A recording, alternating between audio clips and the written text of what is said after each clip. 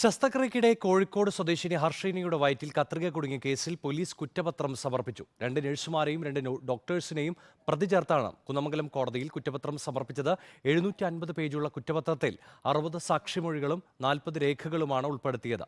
നിയമ പോരാട്ടം തുടരുമെന്ന് ഹർഷീന റിപ്പോർട്ടറിനോട് പറഞ്ഞു. ഹർഷിനയുടെ വയറ്റിൽ കത്രിക കുടുങ്ങിയത് കോഴിക്കോട് മെഡിക്കൽ കോളേജിൽ നിന്ന് തന്നെയെന്നാണ് പോലീസിന്റെ കണ്ടെത്തൽ. 2017 നടത്തിയ MRI സ്കാനിംഗ് നിർണായക തെളിവായി. മെഡിക്കൽ ബോർഡ് വാദം ശരിയല്ലെന്നും medical college ACP K. Sudarshan. അത് MRI റിപ്പോർട്ടാണ് ഇതിനകത്ത് നിർണായകമായത്. കാരണം ഇതിനകത്ത് നമ്മളെ ഈ മെഡിക്കൽ ബോർഡ് നമ്മൾ റിപ്പോർട്ട് കൊടുത്തപ്പോഴും അതിനകത്ത് അവർ പറഞ്ഞത് നെഗ്ലിജൻസ്, ഡോക്ടർമാരുടെ ഭാഗത്ത് നെഗ്ലിജൻസ് ഉണ്ടായിട്ടുണ്ട്.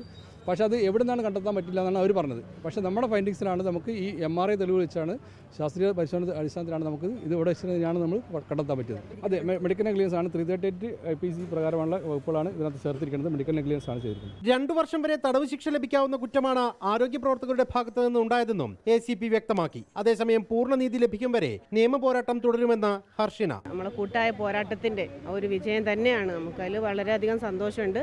ഇനി നിയമ പോരാട്ടമായിട്ട് മുന്നോട്ട് തന്നെ നമുക്ക് പൂർണ്ണനീതി എന്ന് പറയുന്നത് നഷ്ടപരിഹാരം കൂടെ ആവുമ്പോഴാണല്ലോ, അതിലേക്ക് നമ്മൾ മുന്നോട്ട് തന്നെ.